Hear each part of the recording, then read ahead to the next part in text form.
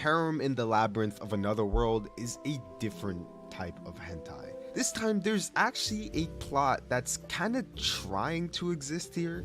So this is the first one of Sword Art Online's fucked up children, because this gooner got stuck in some MMO game, but unlike SAO, which actually has stakes because, you know, dying in the game means dying in real life, Protag doesn't seem concerned at all. He's actually quite pleased with his situation, and the first thing he does, frame 1, is a crime against humanity. It's a trope in Isekai that genuinely annoys the fuck out of me. He buys slaves. And it utterly dumbfounds me to say this, but unfortunately this is quite the common trope in this genre. Look, there might be people out there that don't understand why this is the worst thing ever, so I just want to clear up some confusion.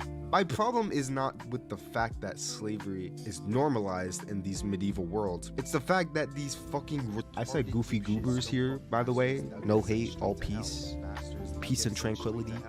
It's the fact that this anime starts out with our guy getting blasted, sent to God to be reincarnated, but God actually allows for Guy over here to bring one thing, and Guy chooses his smartphone, of course.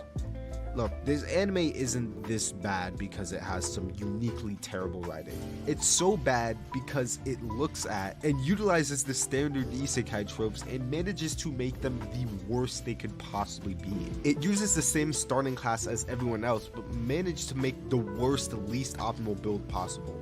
The characters are all flatter than the screen I'm watching this on. The guy over here gets unnecessarily OP through his smartphone in like 0.2 microseconds. And this isekai basically relies on the fact that the viewer watches other isekai to understand it. It has the same world as every other isekai to ever exist. The magic system, the adventurers guild, the same side quests, the same everything. This is why I say that isekai are all part of the same cinematic universe. It's stupid, it's dumb, I hate it, goodbye. My instant death magic is so overpowered no one in this world stands a chance against me is the biggest joke in this genre. And not a good joke. I watched this entire show. I even made a video on how this is next level garbage, and I never noticed that this was supposed to be a parody until someone in the comments pointed it out. And now that I know that, this shit got 10 times worse. Are you kidding me? This anime is literally about a kid who was granted the power of Light Yagami's Death Note without actually having to write the names down. He just says die, and anyone he wants dies. He doesn't even have to see them to murk them. He could just wallbang too. So with a main character as almighty and powerful as him, where does the story even go? Well, the main character just becomes a serial killer, straight up. Like, this bitch is sadistic.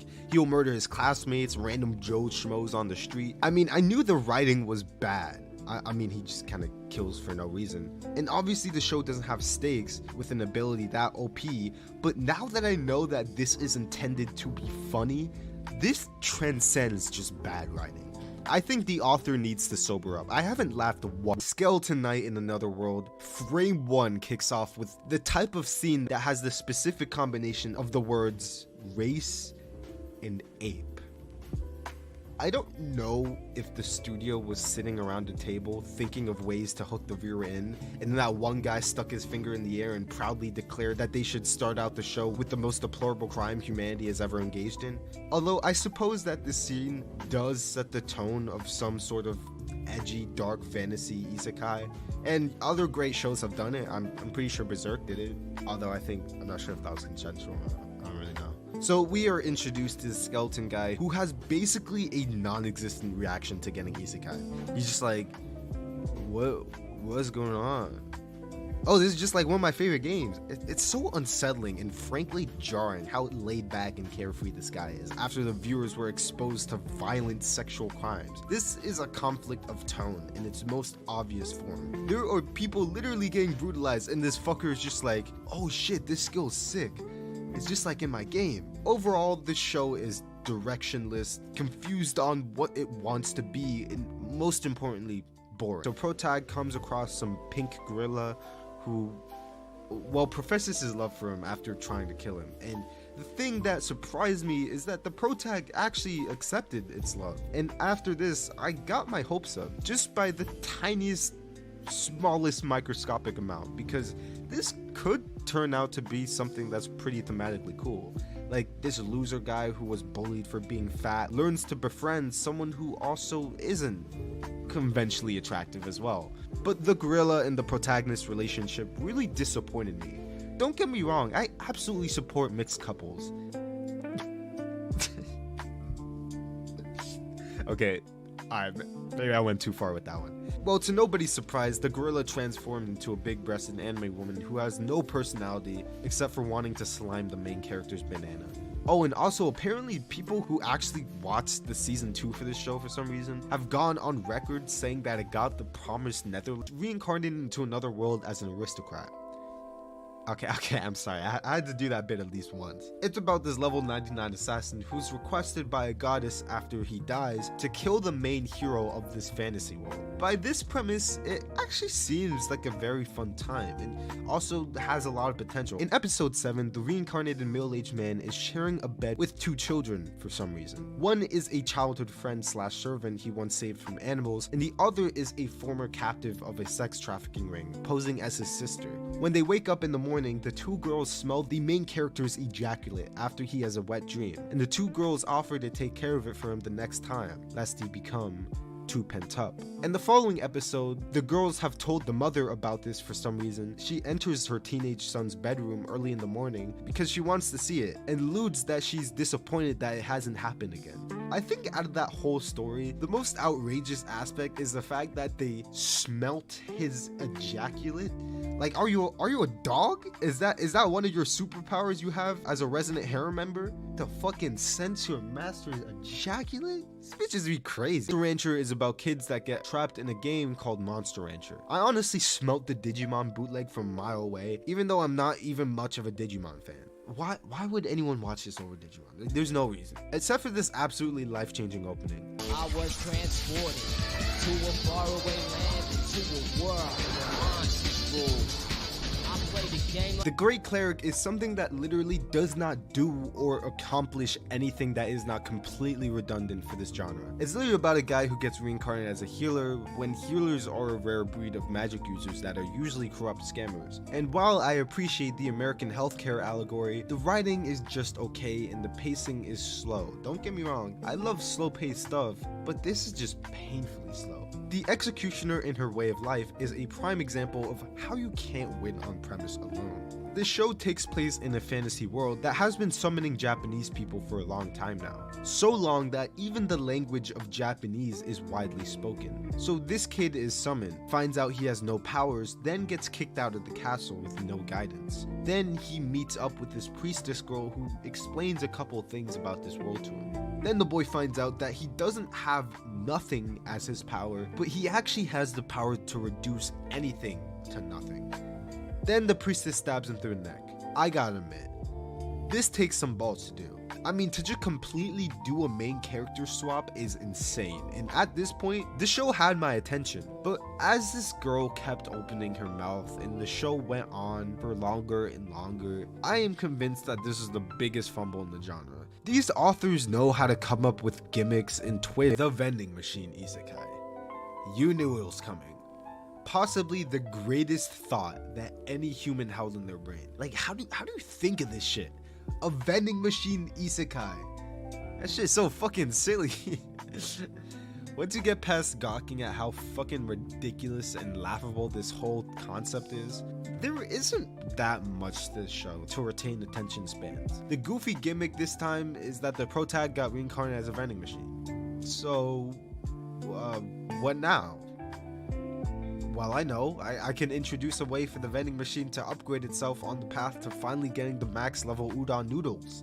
See, the problem with this show is that it's built like it's trying to be some absurdist parody of isekai, or even just a simpler comedy.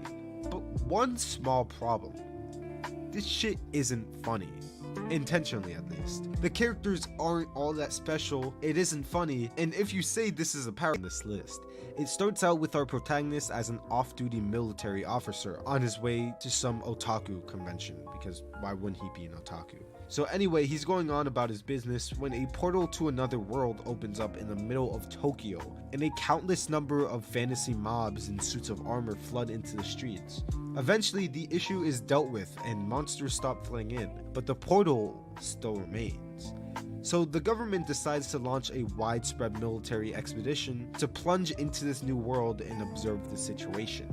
Me personally, just from the description of this premise, I want to dive into the show headfirst and see what happens next. Although this series really disappointed me in the next couple of episodes, where the show kind of just loses focus and forgets what direction it wanted to take in the first place. The last thing I expected this seemingly military drama with a fantasy twist to become is a shameless harem which never actually answers the most important questions.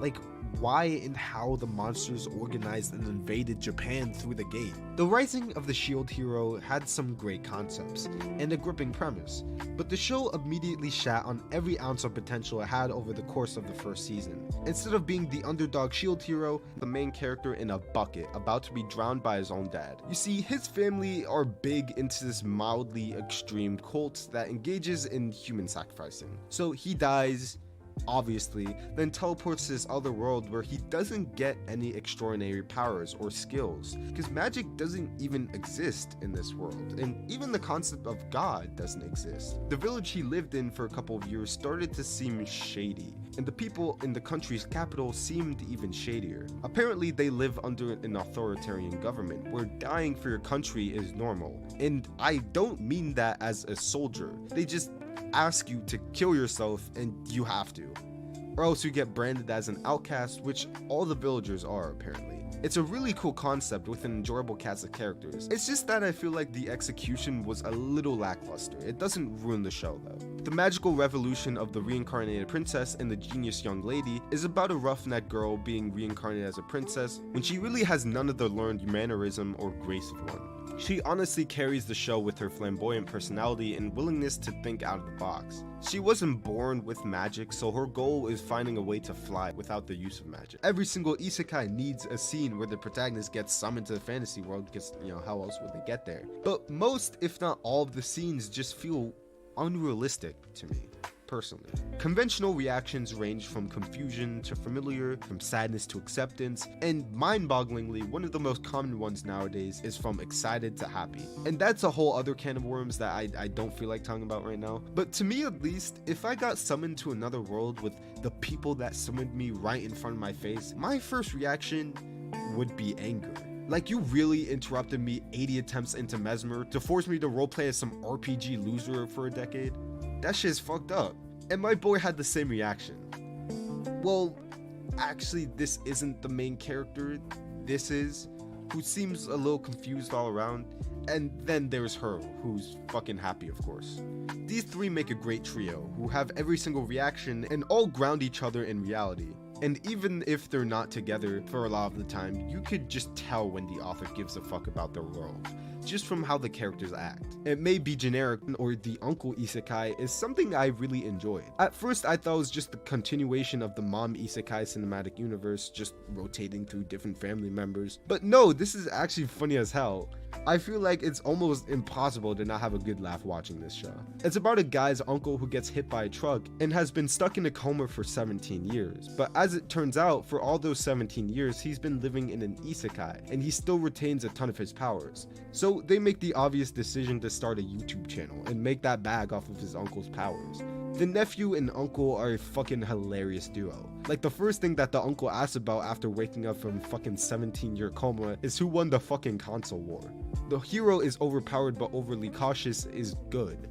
More gooder than I expected it to be. This has all the signs of a successful show. It has pretty good production with the GOAT Studio White Fox behind it. It has pretty much objectively funny bits and punchlines, and even if you know how every joke will play out because of the title, it still always gets you. You pretty much know what 100% of the stuck in a coma for 17 years. But as it turns out, for all those 17 years, he's been living in an isekai, and he still retains a ton of his powers. So they make the obvious decision to start a YouTube channel and make that bag off of his uncle's powers. The nephew and uncle are a fucking hilarious duo. Like, the first thing that the uncle asks about after waking up from fucking 17-year coma is who won the fucking console war. The hero is overpowered but overly cautious is good. more gooder than I expected it to be. This has all the signs of a successful show. It has pretty good production with the GOAT Studio White Fox behind it. It has pretty much objectively funny bits and punchlines, and even if you know how every joke will play out because of the title, it still always gets you. You pretty much know what 100% of the jokes are gonna play out like, and that's completely fine. Expected humor can still be funny, and in this case, it is. Overlord is a show that, to me, on my first viewing, was the most okay, serviceable show that was definitely the isekai of all time. This is one of the sort of question. Does anyone remember Angel Beats? I remember watching this when I was like 10 years old, and it was one of my favorite coveted anime back then. So naturally, I went into it expecting it to be some gooner fan service piece of irredeemable filth. Although it seemed like I had some pretty good taste back then. This anime is honestly one of a kind, a true classic in its truest sense. The show is about a band of teenagers in Aso Otonashi who recently comes to his world that he is told is the afterlife. All of the kids in this world join together in opposition against a mysterious angel sent by God, apparently. A ton of people that come here, including Otonashi, have amnesia, and throughout the show their memories start slipping back into consciousness, with truly industry-leading script writing and production for its time, and still even today, Angel Beats aged like fine wine. And if you haven't ever had the pleasure of watching, I definitely would. I recognize that the show has flaws, but it's so emotionally brilliant and technically exceptional in so many different areas that I tend to look at the show and say, what flaws? Slime is good. And I guess that's actually a hot take, because I was showing my girlfriend ReZero and she actually stopped watching it because she found Subaru to be such an insufferable douche in the middle part of season 1. And yeah, honestly, she's not wrong. A lot of the shit that he does around this part of the story is just straight up asshole behavior. But what I did that she didn't was look at it from his perspective. Subaru is a guy who has died in some of the most psychologically and physically horrifying ways. Not even getting injured or traumatized, fucking dying. If you could go through everything Subaru went through and still be a fully mentally stable, non-selfish good Samaritan, you must just be built different. Although most of us, including Subaru, aren't. And by season 2, Subaru still ends up being an incredibly likable character. The writing, from the huge cast of characters to all the mindfucky return by death situations, is impeccable. I kid you not when I say that you'll appreciate this show more and more the more you rewatch it. I rewatched it